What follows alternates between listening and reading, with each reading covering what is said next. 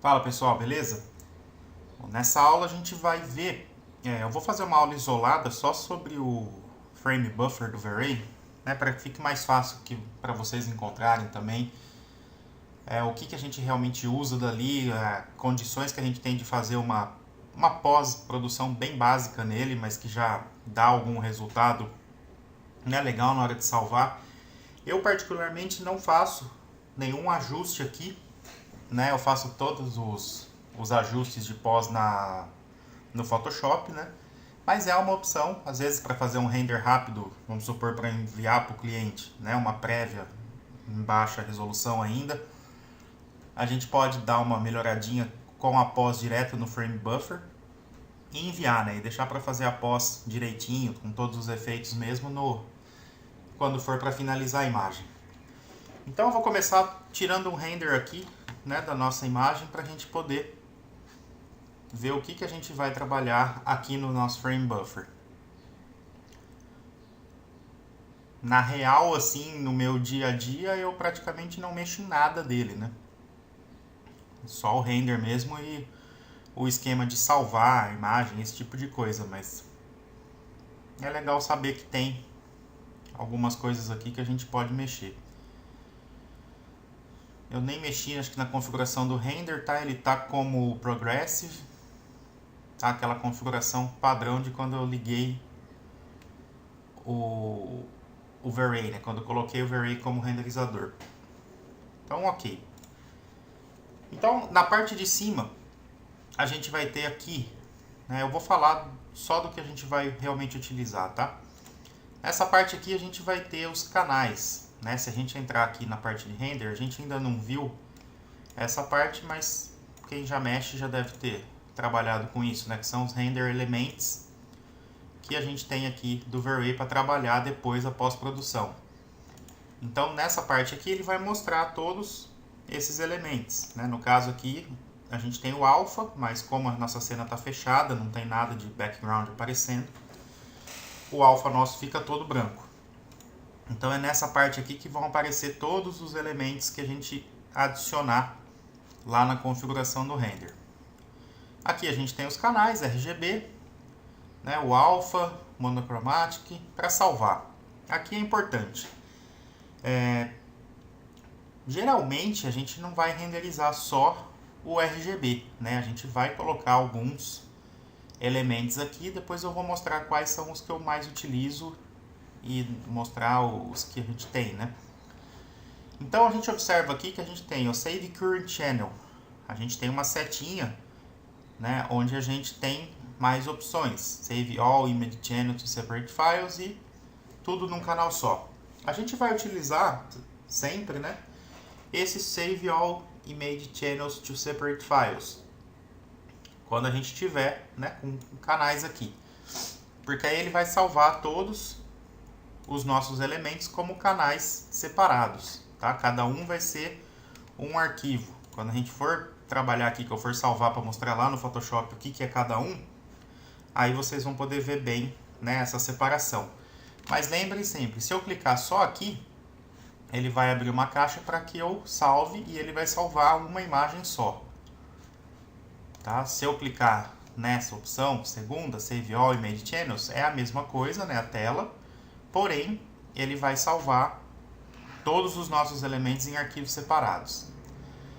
Aqui para carregar a imagem, para limpar a imagem que está aqui. Isso daqui também a gente não usa, duplicar. Isso daqui é uma coisa que talvez seja interessante. Eu vou mudar aqui só o Progressive para Bucket. E vou dar o render. O que é isso daqui? Track Mouse While Rendering. Então o que acontece? O render vai fazer, né, ele vai dar prioridade para ser feito aonde tiver, ó, meu mouse, para onde eu levar ele. Ó. Então às vezes eu quero ver só um pedacinho, alguma coisa, eu posso, né, trazer meu mouse e ele vai mostrar para mim seguindo o meu mouse, tá? Então seria esse Track Mouse While Rendering. A outra opção é uma região. Então vamos supor que eu estou trabalhando esse metal, né? E eu estou fazendo testes nesse material para deixar esse metal da maneira que eu quero. Então eu não tenho necessidade de renderizar a cena inteira todas as vezes, né, que eu for fazer isso. Então eu posso clicar aqui, já até estava, abrir uma região, e aí quando eu renderizar, ele vai renderizar para mim só essa região.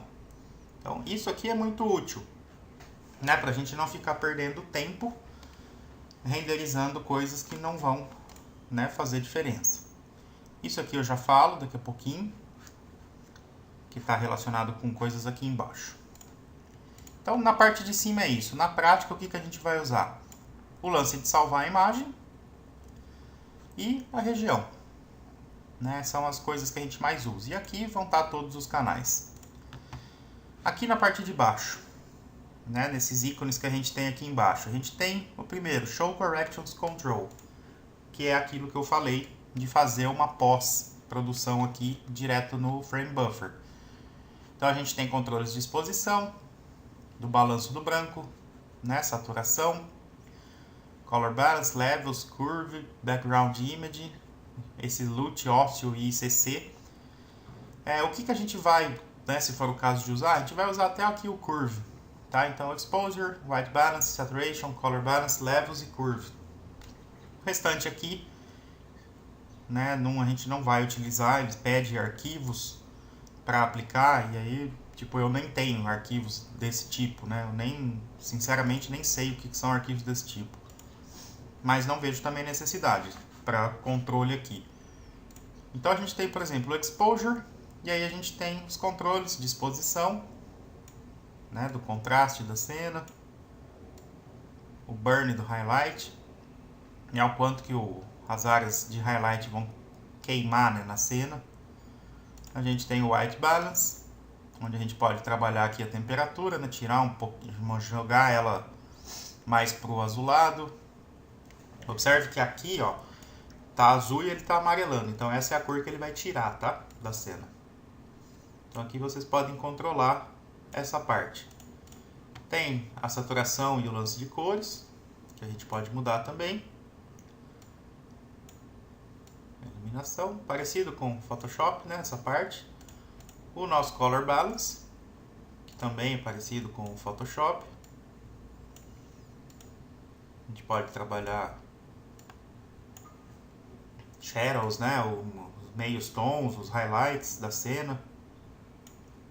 A gente tem o Levels. Estou mostrando grosseiramente aqui, porque não é uma imagem que a gente está fazendo realmente, né? Mas só para vocês verem, são os mesmos controles que a gente tem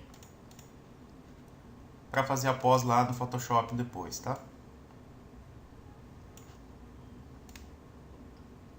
Ok. Então, basicamente é isso, ó.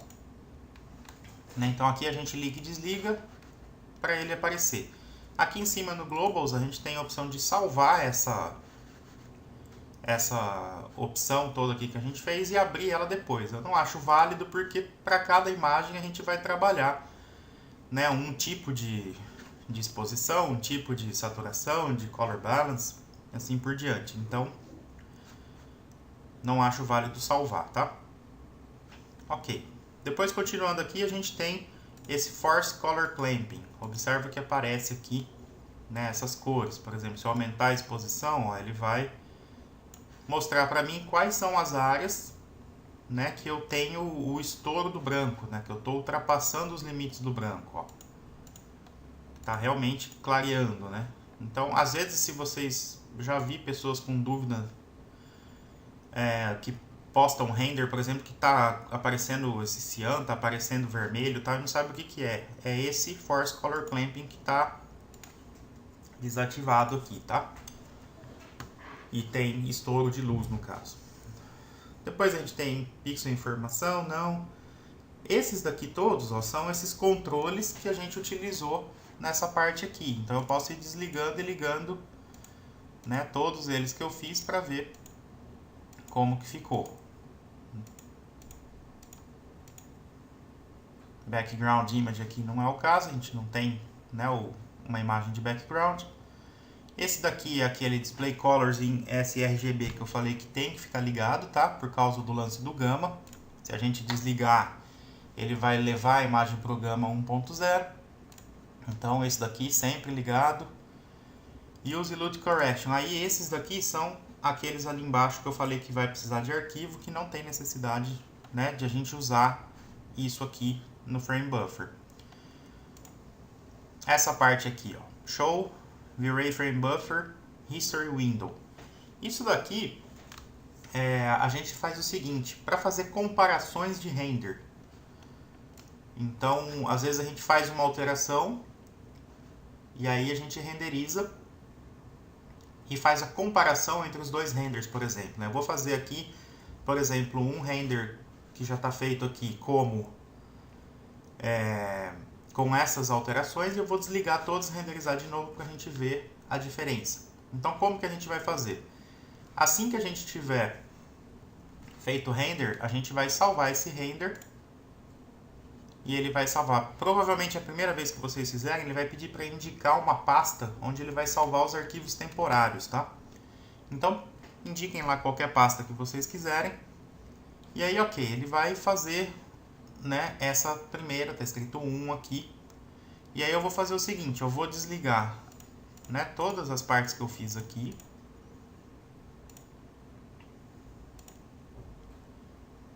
Que seria dessa maneira o render, né? E vou salvar de novo.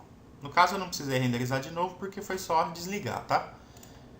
Se eu tivesse feito alguma alteração de material, alguma coisa de cor, aí eu poderia fazer o render de novo, salvar ele de novo. Aí eu tenho, por exemplo, o número 1, eu vou definir ele como A. Então vai marcar A aqui, observe que apareceu aqui um negocinho. E esse daqui eu vou marcar como B. Então agora o que que acontece? Conforme eu passo, eu vou ter que renderizar de novo mesmo porque ele não aceita. Deixa eu ver. Eu vou ter que fazer o render de novo mesmo porque ele não aceita. Deixa eu tirar isso daqui.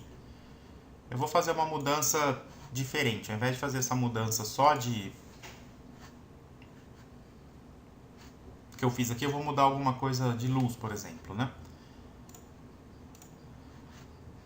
Então, vou renderizar ele do jeito que tá.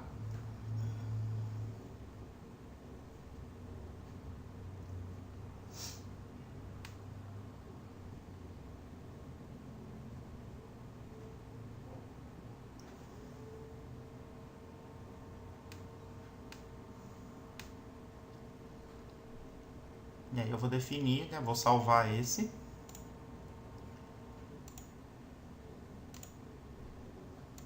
Vou apagar esse, então esse daqui vai ser meu A. Aí eu vou pegar, por exemplo... Vou fazer assim, eu vou mexer, como eu não vou, a gente ainda não mexeu com a luz, eu vou mexer na configuração do render, ó. Eu vou deixar com mais noise, né? Eu vou deixar pior isso daqui pra gente ver como é que fica. Não sei se vai dar muita diferença. Se não der, eu mexo. Deu. Então, teste de render, salvei. Então, eu vou definir esse como A e esse como B. E aí, agora a gente vê a diferença dos dois, né? Então, essa parte é para isso que serve. A gente vai fazendo testes, né? Isso aqui é mais questão explicativa mesmo, porque na real a gente não tem necessidade de ficar comparando. Eu, pelo menos, não vejo necessidade, né, de ficar comparando um render com o outro dessa maneira para ver algum detalhe, alguma coisa, né? Já enxergando mesmo o render direto, já consigo visualizar a alteração, né, sem precisar ficar fazendo comparações. Mas, basicamente, é para isso que serve essa parte do Show V-Ray Frame Buffer History Window. Né? A gente vai salvando A e B e vai fazendo as comparações aqui. Ok.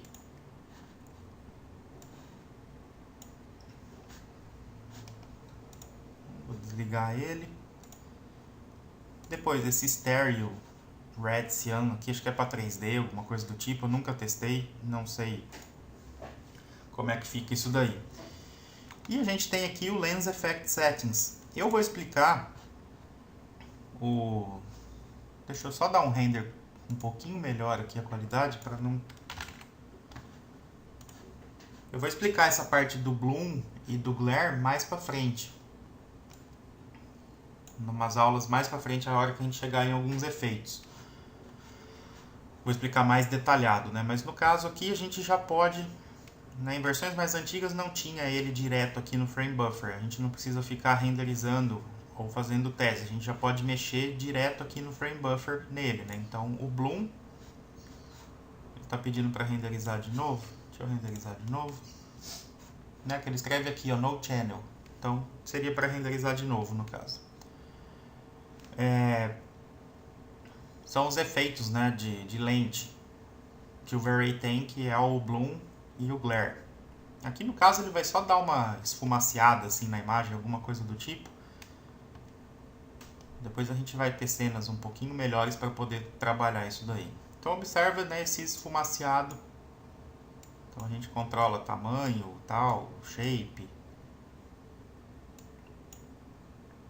Eu não vou me aprofundar nisso agora, eu vou só mostrando mesmo que a gente tem a opção aqui, né? Depois quando a gente tiver a aula mesmo dessa parte de efeitos, aí a gente vai trabalhar melhor.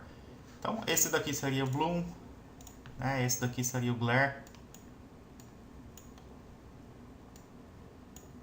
E é legal que a gente já vai vendo em tempo real, né, o que está acontecendo. Fica mais fácil para chegar num resultado, né, que depois fique agradável, vamos dizer. Ok. E depois, por fim, a gente tem aquela parte, né, onde a gente adicionou. É só clicar aqui, né, para ter esse texto embaixo. Mas isso aqui, tipo, depois que eu... Isso aqui eu estou mostrando agora porque a gente estava fazendo testes de velocidade de render, né, para ver lance de configuração. Mas na realidade, assim, eu deixo sempre desligado, né, para não ficar essa tarja no render.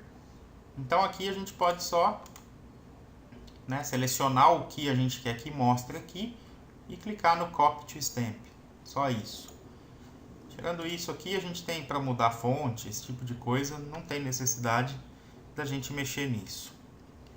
Então, basicamente, o V-Ray Frame Buffer é isso, né? O que realmente a gente vai utilizar no dia a dia, vamos dizer, é o lance de ver os canais aqui. Observa que agora ele cria, né, um Lens Effect Source, um outro canal, porque a gente ligou isso daqui, né, o Bloom e o Glare. O lance de salvar a imagem, sempre lembrar de salvar, né, All Image Channels se estiver trabalhando com canais. A região, que é importante, né, para fazer testes.